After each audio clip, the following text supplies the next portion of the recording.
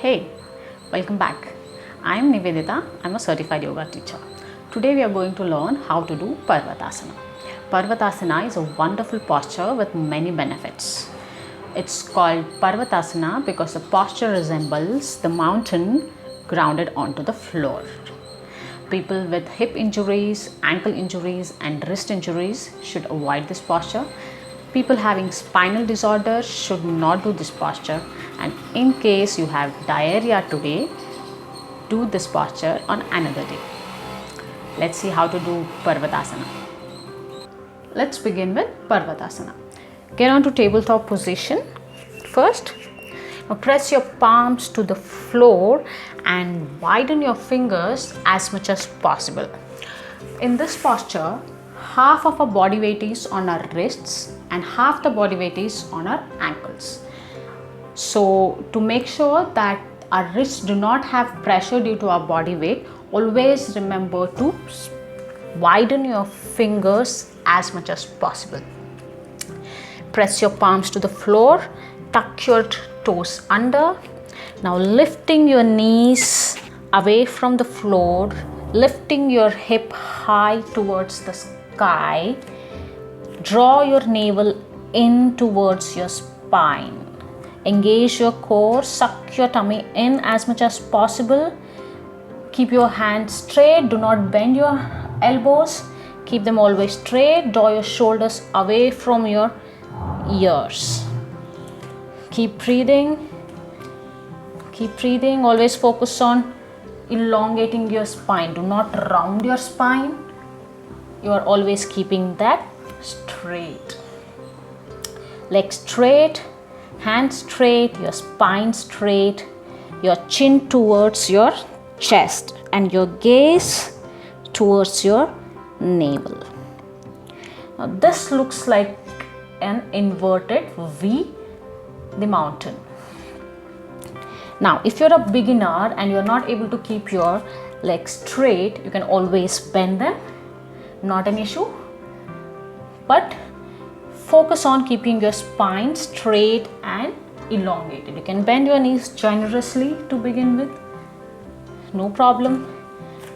Stay here, and once the practice deepens and you are able to keep your legs straight, not bending your knees, then try to reach your heels towards the floor. Keep your heels onto the floor, keeping your legs straight, your spine straight, your navel sucked in, chin towards your chest.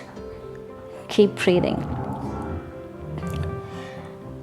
If your hamstrings and calves are tight, you won't be able to place your heels onto the floor. In that case, you can always be on your toes. You can keep moving. During your initial days, keep moving in the same place, pedal your legs, find what holds good for you. If you're not able to stand still, you can always move until you get there and find the posture comfortable. And as the practice deepens, as you can keep your legs straight and your heels onto the floor, your spine straight, this posture becomes a resting posture.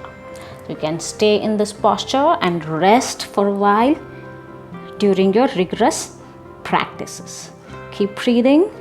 Take a long deep breath. Long inhalation and a long deep exhalation. You can release from the posture from bringing your knees down onto the floor. Get into tabletop position, and if you feel you need to rest more, get into Balasana, child's pose. Extend your hands out, rest your forehead onto the floor. If you feel you need more rest to your hands, you can always bring them next to your thighs, placing your forehead onto the floor. Stay here for a few breaths and rest here.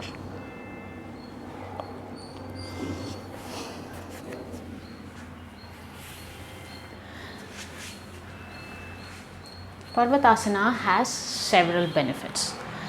It stretches our complete body. It strengthens our shoulders, our arms, our wrists. It gives flexibility to our hamstrings and our calves.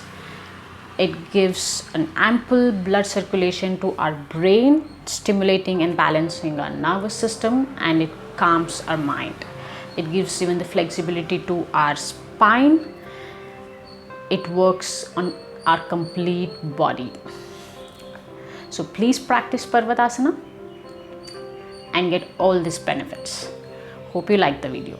If you wish to see more such postures, please subscribe to my channel. Also, leave your questions in the comment section.